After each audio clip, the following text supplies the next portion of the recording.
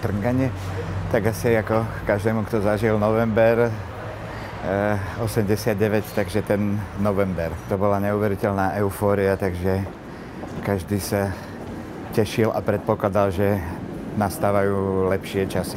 Myslím, že každý človek, ktorý žije v tomto štáte, sa či už od zdravotníctva, alebo podnikateľ, alebo na úradoch stretáva s tým, že je dennodenne konfrontovaný s týmito korupčnými vecami a ľudia sú už tak apatickí, keďže vidíme, že nikto z týchto ľudí, ktorý tu bezostyčne kradne, nebol potrestaný, takže majú pocit, že nemôžu nič zmeniť. A to je, myslím, že to, čo tí politici chcú, dostať ľudí do tej apatie, aby sa vlastne o tie veci nezaujímali. Ja si myslím, že je dôležité, aby sa tí ľudia nejakým spôsobom spojili.